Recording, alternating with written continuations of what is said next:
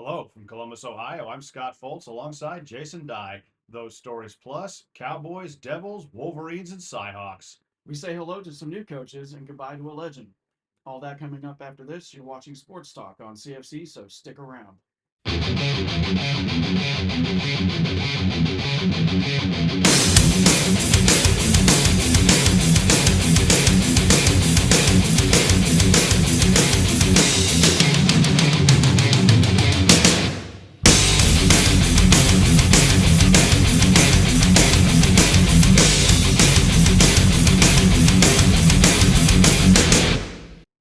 Did you miss us?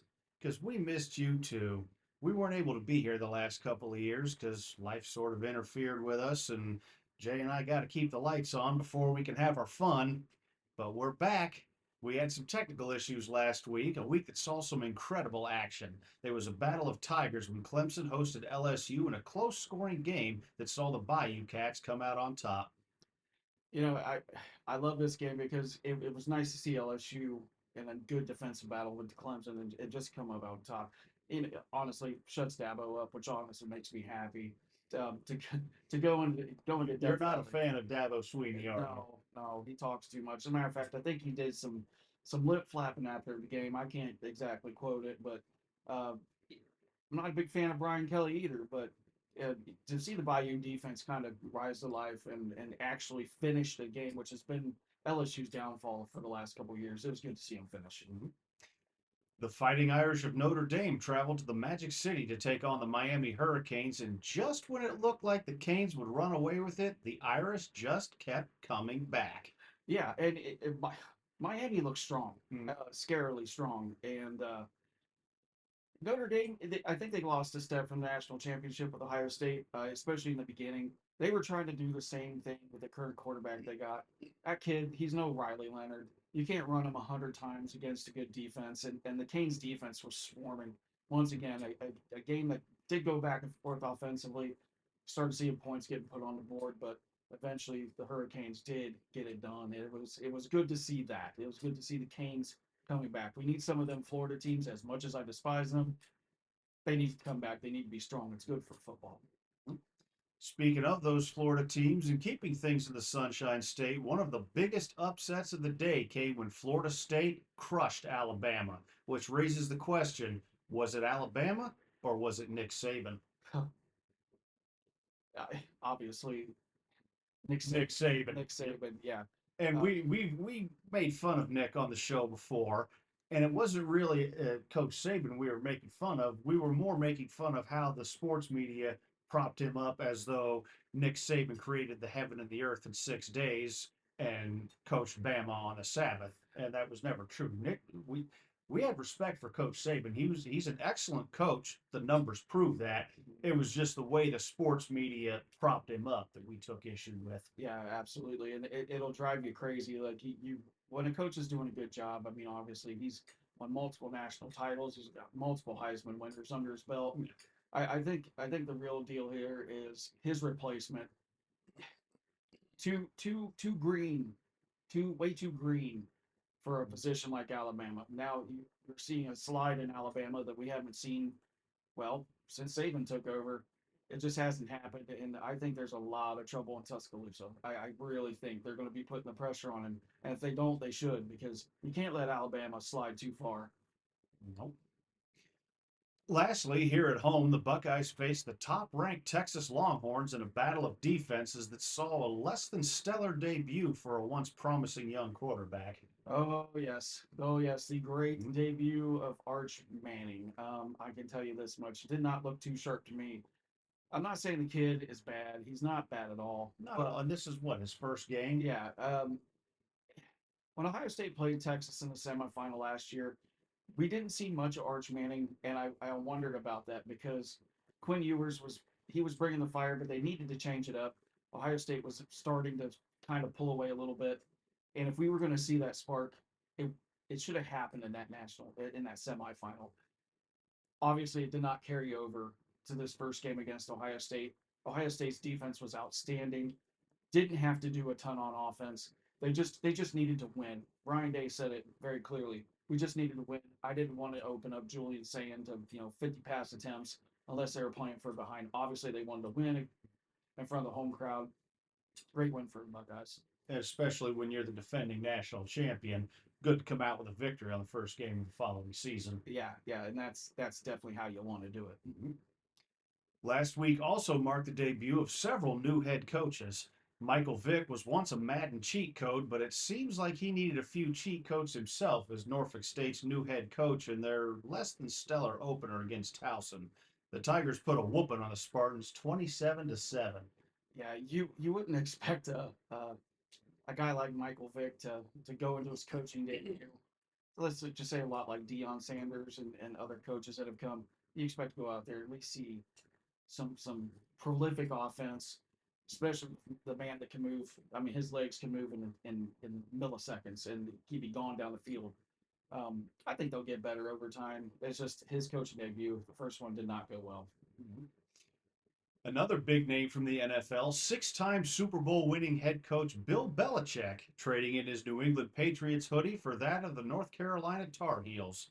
The man, considered one of the greatest coaches in NFL history, got off to a rough start against TCU. The Horned Frogs thrashing UNC 48-14, the most points by an opposing team ever in Belichick's career. And again, this is another guy, especially a guy like Bill Belichick. You wouldn't expect this.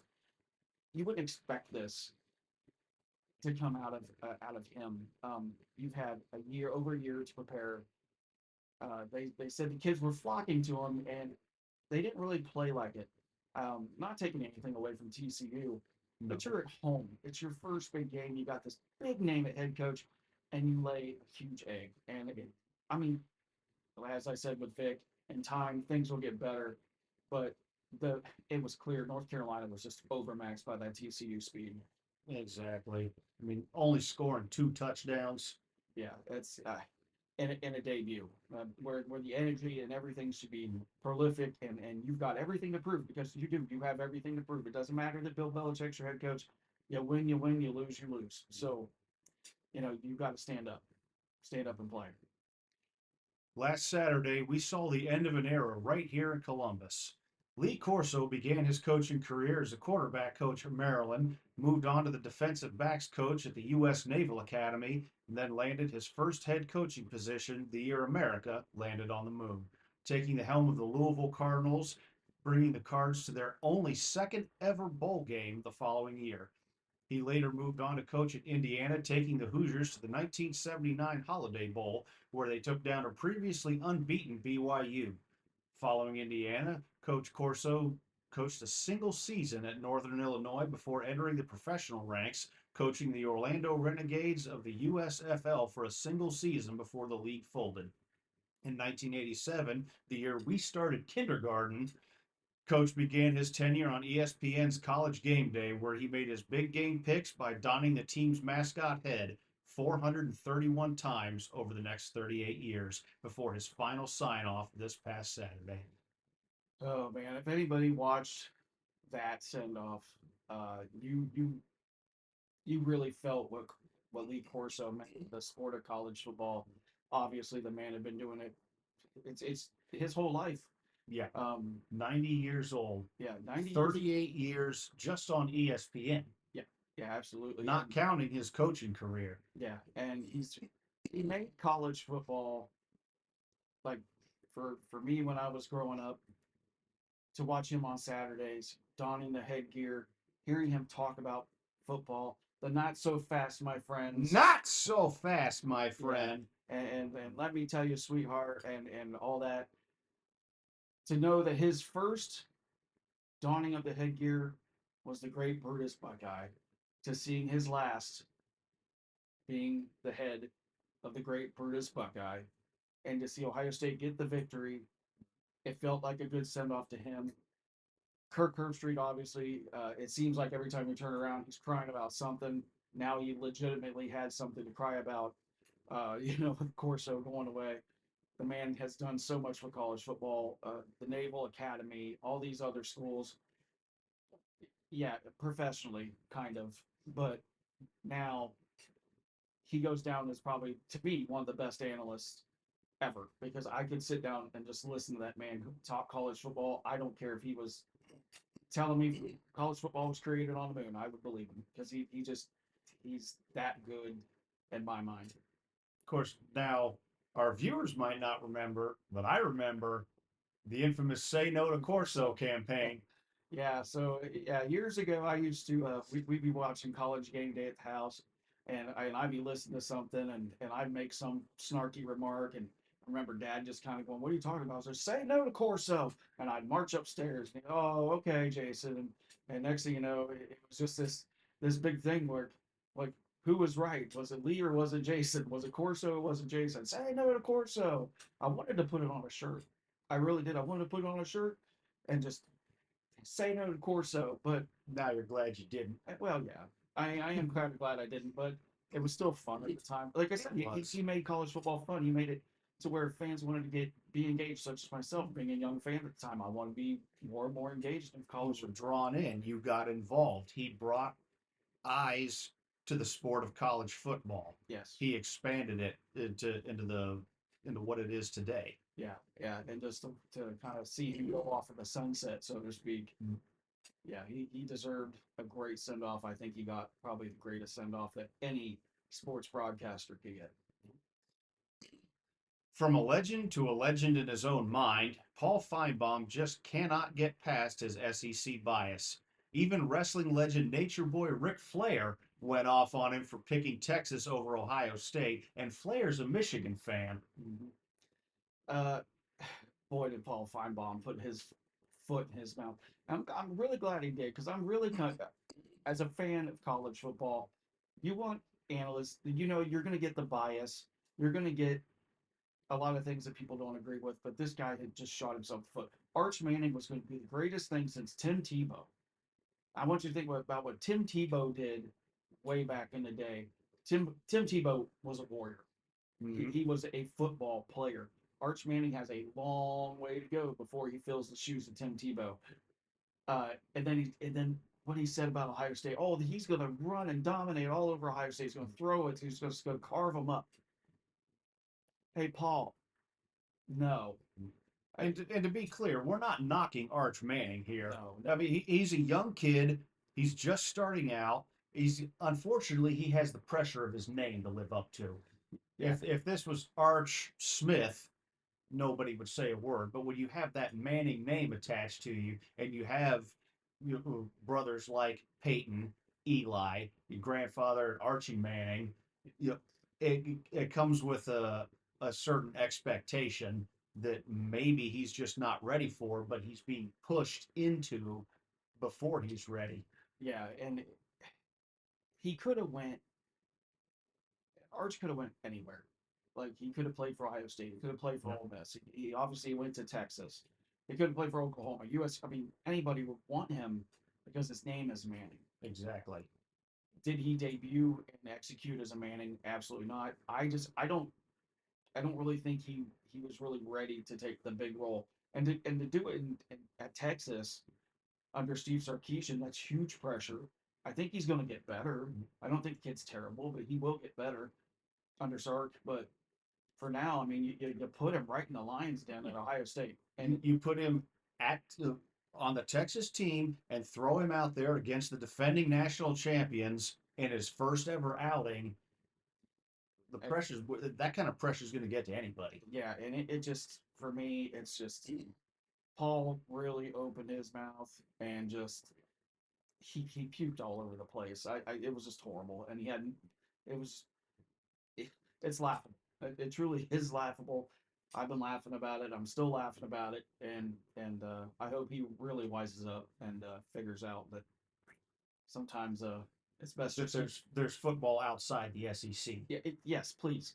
And that's the other thing. If you go back on some of his past analysis, you really do see that he when Ohio State won the national title, when Michigan won the Which title time?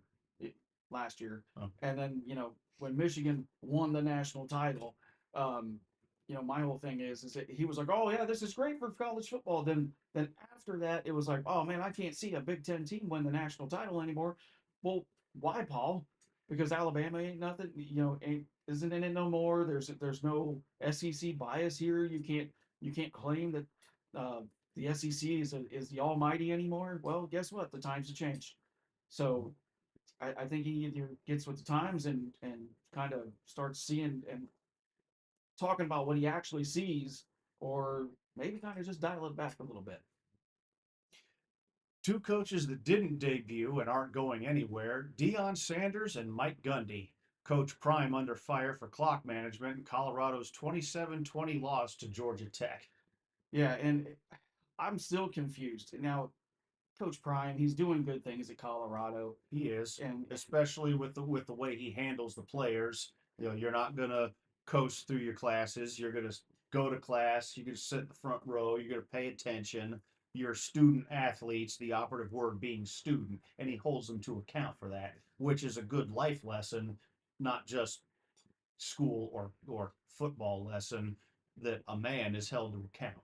yeah, and this time, kind of gonna have to kind of put you on that pedestal there, Coach, because you did have two timeouts. I mean, you had a great showing against Georgia Tech. I really think if they would have used those timeouts and utilized them better, I think maybe they put them in a better position to win this game. Um, I know maybe there was a reason why he didn't. Maybe it was to teach the players a lesson for some sort of reason. I mean, who knows? I mean, he definitely backs it up, but you also got to play to win. Um, you know, just because college football's 12-team playoff doesn't exactly guarantee you a spot. And I know it's early, and I know it's game one, and so on and so forth. But you've got to show that you're going to play to win all the time. Period. Mike Gundy is a favorite of ours here at Sports Talk. Both of us yelled out his signature line when we turned 40. I'm speaking, of course, of his 2007 post game rant in defense of one of his players from the sports media. Yeah, well, his ranting and raving might have got him in a little bit of hot water this time. We're going to talk about it here in a little bit, but his Oklahoma State Cowboys go up against the mighty Oregon Machine here this weekend, and Mike had a little bit of something to say about Oregon's NIL and how much money they got. Um, the unfair truth about NIL, Scott, is this: not everybody has the same pocketbook. Not everybody has the same checkbook to write the checks out for these kids to come play at their schools. Dan Lanning made it very clear: we pay to win, and we spend to win. Um, And a lot of people take issue with that. I do somewhat myself. I've been in the camp like you, like Joe Paterno, that the money that these guys are drawing for the school, they should get a little piece of that themselves. yeah, absolutely. They're not professional athletes and they shouldn't be held above other students and made to feel as though they're kings of the school, so to speak. But they're making those schools a heck of a lot of money, and they end up getting in all kinds of trouble if somebody so much as buys them lunch. Yeah, um, it's a crazy world what NIL has done to the college football landscape. Some say they made it unfair. Um, And I can see that point to an extent. The bigger schools like Ohio State, like Oregon, like the SEC schools, the Big Ten schools, they're all they have millions upon millions of dollars, and it's less getting a college education anymore and more what school is going to pay me the most to play there. yeah, almost like a mercenary, you know. Yeah. Just a quick point. Just think way back in the day when Appalachian State beat Michigan Mm-hmm. in one of the biggest upsets ever. Yep. What if we, NIL existed back then? Would Appalachian State still be the program that it is today? I doubt it. I think a lot of money would have been sent to App State because kids wanted to go play at App State. It was different. It was, I think about a year or two after they beat Michigan, I think they were relevant in the college football world Because they had beaten Michigan. because they beat Michigan and they're still there. I think if that money was put in back then to App State, we'd be talking about a completely different program. Maybe we would see an App State in the top 25. Who knows? Who absolutely knows? But I feel like what Gundy was saying was, well, they ought to play teams that are more built and that spend the way they do. But coach, you've had years, a couple years now, to build your program up and to be that. You could have been that of the South. You could have been that of the South. Oregon's out of the West. Ohio State is in the Midwest. You know, Texas. Well, Texas is Texas. Texas has got money no matter if they got NIL or not. But you could have been something if you go and beat the Oklahomas. You go and you beat Nebraska. You start beating these big name schools that when you schedule these programs, you got to go, we need these wins because now you're competing with the big boys. And then maybe the money starts coming. I don't know, maybe kids want to come play for your program. Because maybe these kids who didn't get a shot at Oregon, these or Ohio State or USC or Florida or wherever. And maybe the boosters and the alumni start throwing a little more money towards the school because they think they have a winning program. So they're not feeling like they're just throwing money down the drain out of nostalgia. Yeah, and then you get to be the contender and you open up the checkbook and you just go, hey, we're here for you. We're spending for you to win. Let's do this thing. That's what Lanning did at Oregon. They gave him the pen to the checkbook and said, let's do this thing. Let's open up and get a good winning program. And they have. Start beating teams like Oregon with big pocketbooks, and you're going to start getting the same result. That's the point. All that in a very eventful opening week for 2025. We'll get to this week's games right after this. Everybody, we decided to do a little bit of something different this year. Something different this year. A little something different. A little something different. Well, first of all, we're coming at you with this commercial. We are. We got commercials this year. Yeah. We made them ourselves, so we're not getting paid, but we're having fun. We hope you are too. Yeah. No makeup artists, no professional production. Ain't that the truth? Raw. Look, no suit and tie, no shirt and tie. Just a couple knuckleheads in my basement. Stupid programming. I wouldn't say we're stupid. Oh, we're dumb. Little insane, maybe, but not stupid. Yeah. But anyway, getting to the point. So I decided this year that for the college football chaos, for all two of you that watch, which we're very, very grateful for. I think we might be up to 5 now. And a couple of them are related. Whoa. Yeah. Yeah. So for all 5 of you, or however many of you there are out there, this year we want to do a little something different. If you mention this very commercial that is This one unprofessionally produced that you're watching right that now. you're watching right now, 2 idiots just going back and forth jabbering because there was no script to this. This is all just raw, unedited stupidity. I am willing to do this for you this year. I myself, because he's cheap. I'm not. I love you.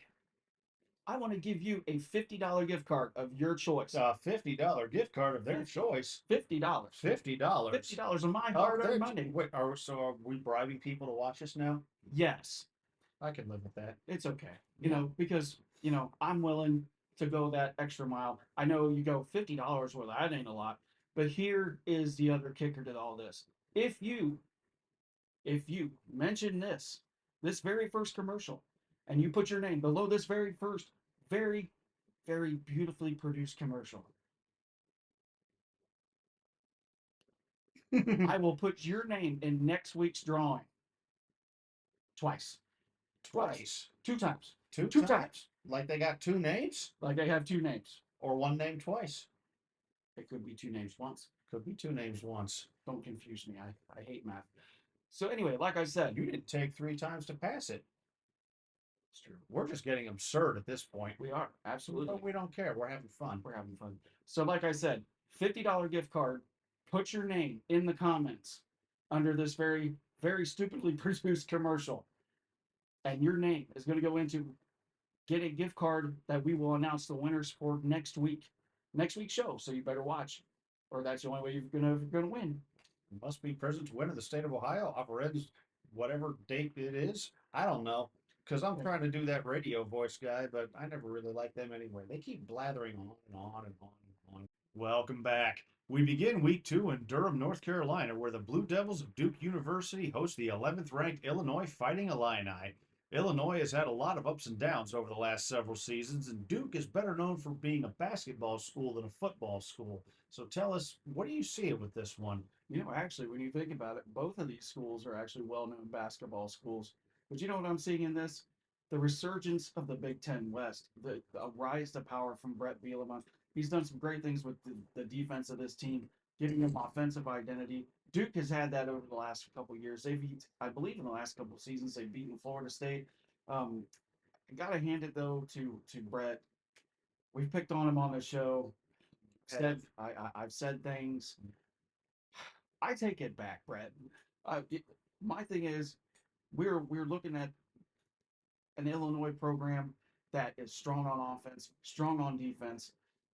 Duke is still they're still pretty stout, but And Illinois has become a contender in the last several years. yeah, they More, always more than about 3 or 4 years ago, Illinois was at the bottom of the Big Ten West. They were almost a guaranteed win for any team that played them.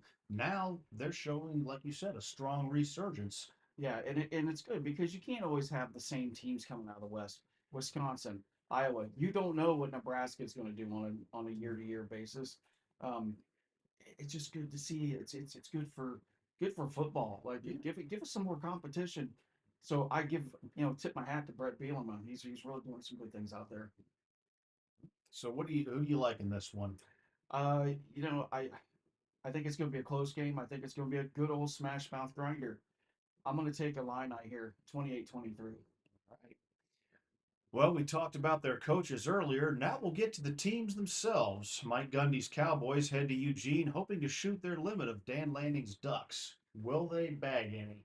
Uh, I think starting off, yeah, yeah, there's going to be some shooting. There's going to be some putting the ducks in the bag, and what I mean by that is Cowboys going in the end zone.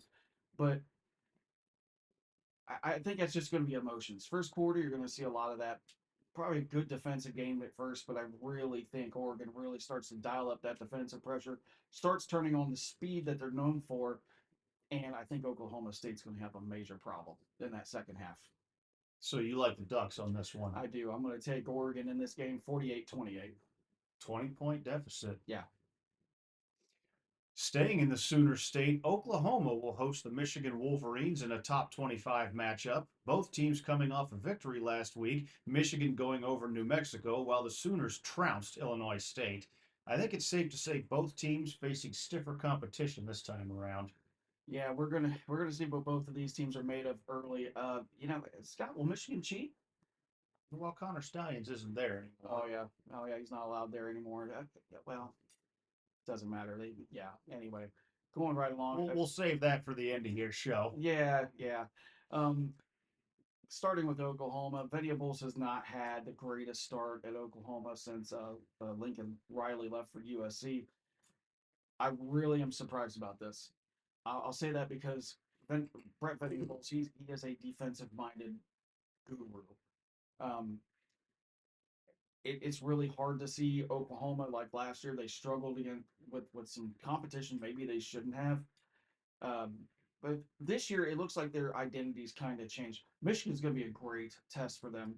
Michigan still's got a defense.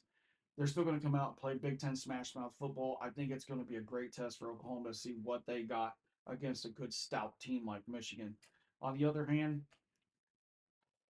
as much as I hate to just give you praise, uh, more for Michigan, the head coach. He's been doing a great job. He's shown some good things in games at times. He's got a key weapon here, and it's Bryce Underwood, the freshman quarterback. Now, I think in this game, Underwood is going to make some hiccups as a freshman. He's going to see some pressure from Oklahoma's front that he probably hasn't seen. Venables is probably going to be moving some linebackers around. Look for the kid maybe to throw an interception. Might be scrambling. Probably get sacked a couple times. Um, and this is kind of a put up a shut up game for Michigan too. So we're really gonna. I think it's gonna be a good game though. Good old fashioned slobber knocker, as a particular Oklahoma native like to say. Absolutely, and I do like Oklahoma in this game. 24-20. The good old fighting JRs. That's what I'm gonna call them.